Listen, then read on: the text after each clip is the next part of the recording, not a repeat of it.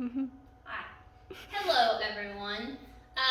We're going to talk a little bit today about public speaking and giving presentations in general.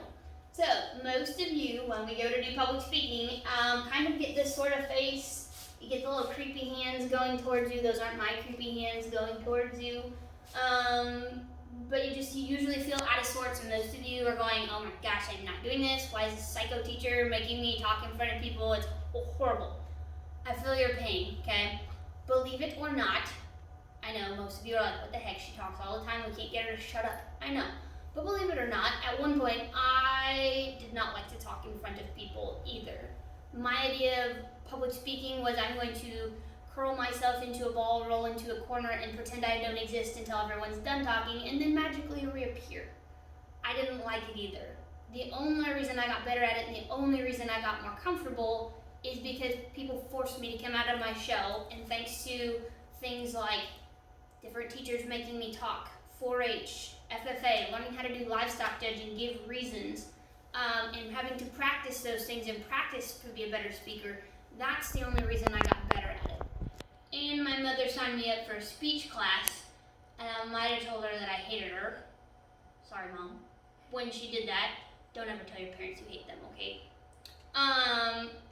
And through that class and through those different things, it forced me to get out of my shell, and it forced me to become a better speaker.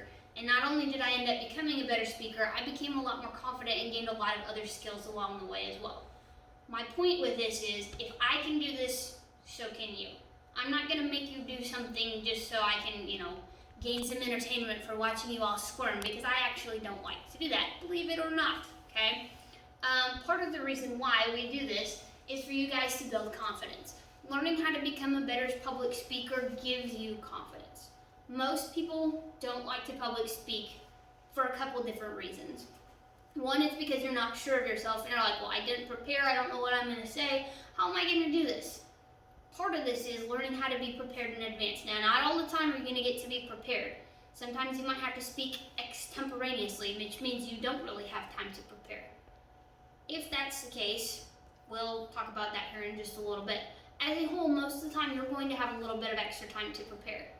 Use that time so that way you are prepared when it comes to be your turn to talk. That will help you become more confident right off the bat.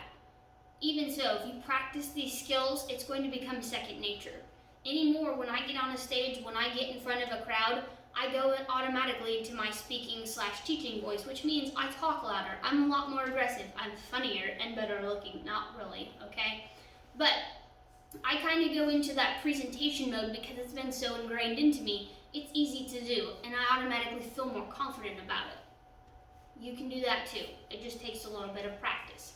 But like I said, most people don't like to because they don't feel very well prepared. Use your time to prepare. Now, I can help you some with that in class, but some of that's going to be stuff you're going to have to kind of work on your own. Another reason why people don't like to talk in front of a class or in front of a large group is they're afraid of what other people are going to think. They're afraid they're going to get made fun of. They're afraid they're not going to sound good, or in some cases, they're afraid of looking like teacher's pet or looking like a try-hard. Nobody likes try-hard. Teachers like try-hards, okay? And we're probably not going to use that term, but we like to see you go above and beyond. Most of the reason why people get made fun of for being a try-hard is because everybody else is intimidated by them, and they don't know how to respond, so what do? They make fun of you. That's something that they need to work on, not something you need to work on.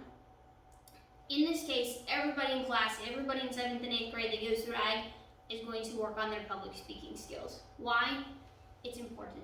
It's a good life skill to have, or I wouldn't make you do it, okay? Everybody's going to be in the same boat. There's nobody, last I checked, that was in 7th or 8th grade here that's been a very natural, just very comfortable, professional public speaker, okay? So what that means is all of you guys need to improve. I need to improve even. The other day, I was talking to some people about why is public speaking important, and I couldn't spit any words out. Blah, blah, blah, blah. I sounded like an alien. I still probably sound like an alien for half of this presentation. But my point was, even really good public speakers who are way better than me, make mistakes.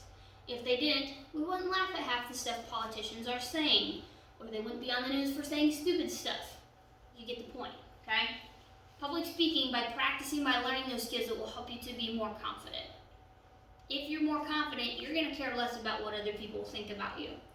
Plus, everybody in this room, well, not in this room directly, because there's a whopping 3 of us in here right now, but everybody who's watching this is going to have to public speak, which means everybody's going to be in the same boat. There is no reason why any one of you has a right to make fun of somebody else for the way that they speak. Some people might be really good speakers. Some people are not blessed with the talent to do this right off the bat, okay? It takes practice. Everything you do takes practice. Just like some people can shoot 3-pointers really good.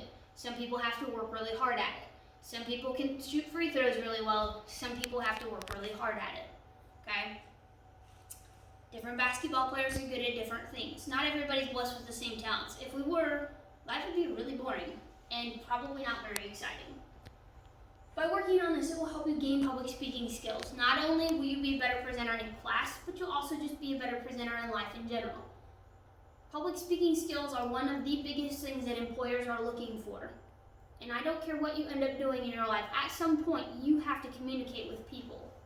If people don't believe what you're saying, if people can't take you seriously, it's going to be hard maybe to hold down a job or perhaps get as far in life maybe as you would like to.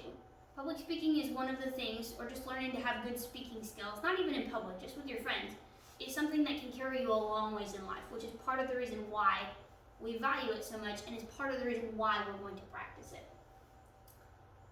And it's, for some of you guys, you might just need a little bit extra challenge. Maybe school is easy for you. This might be something that can challenge you a little bit. Last I checked, there was no such thing as a perfect public speaker. Everybody's got things they can work on. This will help build you a little bit. If you're still somebody who's sitting here going, you are evil, why are you doing this to me? This is obviously something that's going to challenge you a little bit more. But the good news is, if I can do it, you can do it. Everybody I've ever taught has been able to, by the end of class, been able to stand up and talk at least a little bit. Does that mean they're perfectly comfortable? No. There's even times where I get up in front of groups where I'm not perfectly comfortable. But you know what? I go into presentation mode because I've practiced it and I'm confident enough that I'm going to sound okay. Am I going to mess up? Probably. Am I going to sound stupid? Yeah, there's a pretty good chance I sound stupid every day. Do I care anymore? Not really, because you know what? Everybody messes up and everybody makes mistakes at some point in their life. So how do we public speak? Now obviously I'm standing in front of a screen and I'm in a dark room. This isn't probably the best example of how to be a good public speaker. It's the best I can do in this recorded COVID times. We'll work on it. How to be a good public speaker. The biggest thing is speak loud enough your audience can hear you. It's hard work to listen, okay? I know that for a fact because if I don't speak loud enough, or if I'm not funny enough when I'm teaching in the classroom, 99% of you don't even pay attention to anything I'm doing. The students in this room at this point are smirking because they know how true that really is. If you're out with your friends and somebody is not talking very loudly, you're probably going to ignore them. Versus you listen to the friend who's screaming at you to shut up because they're loud. You guys know how this goes, okay? Speak loudly so people can hear you. That doesn't mean you need to scream at people like a football player or like your coach on the sidelines. We don't want to intimidate anybody that much. But you do need to be loud enough people take you seriously. And we'll show you some examples of that in a little bit. Hold your body still. I'm a terrible example of this. I use my hands to talk. I like to be wiggling while I'm moving. Hold still, okay? Now, when you're presenting in front of a class, obviously holding still by the screen would be really good. If you're not using a PowerPoint and you're presenting in front of a big audience, or even if you are using a PowerPoint and you have a big stage, use it. Make sure you talk to all parts of your audience. For classroom purposes, we're just going to focus kind of on standing in the front. As we get into FFA, as we get into some of those other things, that's when we'll build a bigger audience, okay? But for now, try to hold your body still because it shows more confidence. If I'm wiggling all over all the time, I'm going to look like I'm nervous or I have to pee my pants really bad. One of the two, either way, probably not a good image for me. So try to hold still. Don't lock your knees. Anybody ever heard what happens when you lock your knees? That's right, when you get nervous and you lock your knees, you faint. Not that I know from personal experience, but I have seen it happen. So don't lock your knees, okay? Stand with your feet shoulder width apart if that makes you feel comfortable. And then just try to focus on putting your energy into talking instead of wiggling around. And as I'm saying that, I'm using hand gestures all over the place. What do I do with my hands? That's up to you. Some people speak with their hands. You can use them to do some hand gestures.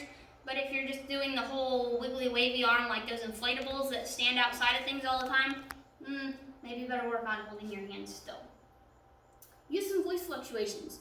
If you always talk in the same monotone voice all the time, all you're going to do is sound like a robot, and nobody is really going to want to listen to you, or they're going to think you sound kind of weird, one of the two. Instead, make your voice sound more exciting. If it's something happy, sound happy. If it's something sad, sound sad. You get the point, okay? Don't use the same voice for everything. Check your speed. I have a habit of talking way too fast, especially if I get nervous, or especially if I'm very excited about something, which in the classroom is probably 90% of the time. So I have to tell people, hey, if I'm going too fast, please give me a reminder so I can slow down a little bit.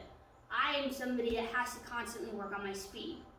If you are somebody who's really slow at talking, maybe you need to work on a few things and practice ahead of time to prep you to help you speed up a little bit.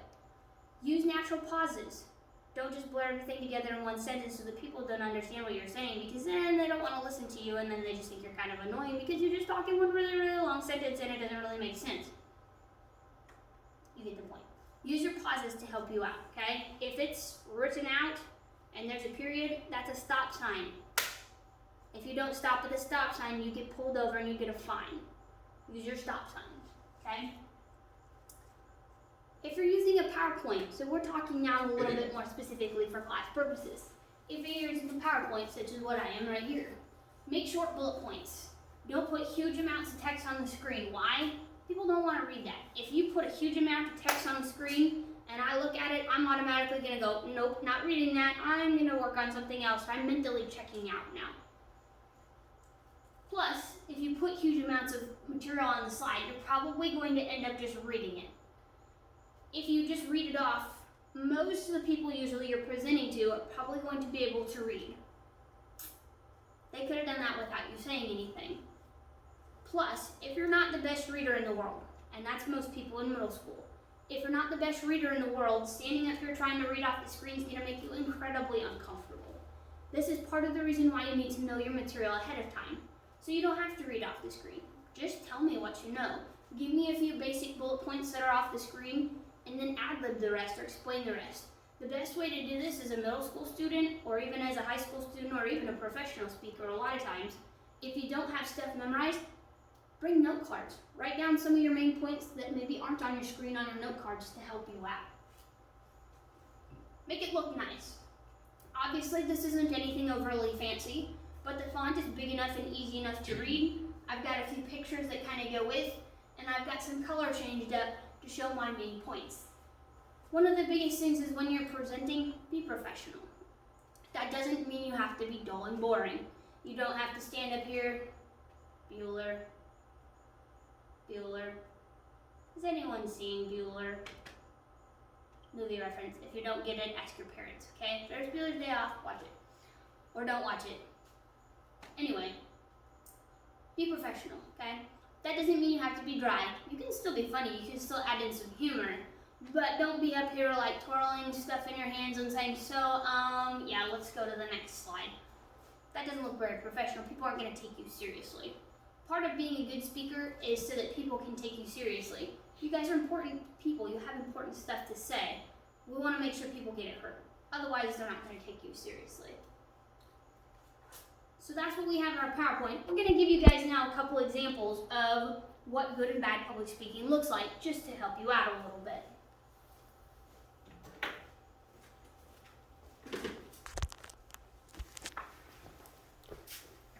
So we have two lovely volunteers, JD and Ava. Ava's going to give us an example of what she sounded like before she started working on her public speaking skills. Introduce yourself. I'm Ava, and I'm a junior at the high school. JD is also going to give an example of what she looked like when she first started public speaking. I'm JD, and I'm a junior at the high school this year. So, as you can see in both of our lovely demonstrators here, they're kind of quiet, maybe not the easiest to hear, They both don't look like they're overly confident because they're moving around. They're kind of looking back and forth with their eyes, and they just seem like they're not very sure of things. Now they're going to introduce themselves just like they've been working on, just like they've been practicing, in a good public speaking way. I'm Ava Dahlfeld, and I'm a junior at the high school. I'm JD Schmelzer, and I'm a junior at the high school this year. So as you can see, just by talking louder and just by holding a little more still, they seem extremely confident and like they know what they're doing, and people who you'd probably take seriously and listen to what they have to say. Ava, what are some of the biggest things that you've learned through public speaking? I have learned how to talk to people more and just be confident in what I'm saying and sound better. Was public speaking something that you liked when you started to have to work on it? No, I did not like getting in front of people or talking and talking loud.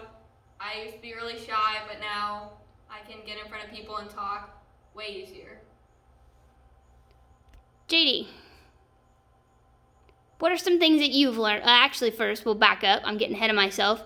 Introduce yourself now. Hi, I'm JD, and I'm a junior at the high school. And tell us, JD, what are some of the things you've learned through public speaking? So for public speaking, I've honestly learned a lot, especially through FFA. I've learned how to connect with my audience better. I've learned to use the entire room when I'm speaking, and I've learned to be confident in what I'm saying. So, JD, tell us, what would be some advice you'd have for somebody who had just started public speaking? So the advice I would give is to look confident. That is honestly one of the biggest things when you're public speaking. You know that you know your information. If you research something, you know that you know it, and just be confident in yourself. If you look confident and you sound confident, your audience is going to believe that you're confident. Whether you feel like it or not. Yeah, whether you believe it or not. So for the middle school students, or for somebody who's first starting presenting, what do you think for them would be the biggest thing to work on first? I would say just get in front of people and practice talking in front of people and get comfortable with being in front of a crowd of people, and then try just raising your voice and sounding like you know what you're talking about, and maybe making eye contact with people and just stand still. I totally agree with Ava, and you're going to be uncomfortable. You're going to be uncomfortable when you start practicing things, and even though I've learned a lot in public speaking, I'm still uncomfortable sometimes when I have to talk to big crowds. But I definitely think the biggest thing is to make sure you're loud and you sound confident, and to keep practicing. It might be really tough at first, and it might be embarrassing almost, but to just keep at it because you are getting better whether you feel like you are or not. As the sports coaches a lot of times say, no pain, no gain. If you think it's too easy, it probably is. So, just some tips from some of the high school kids on how to keep going. Hopefully through this, it makes you want to go out and at least give public speaking or presenting a try. Remember, everybody's kind of all in the same boat, and everybody's all in this together.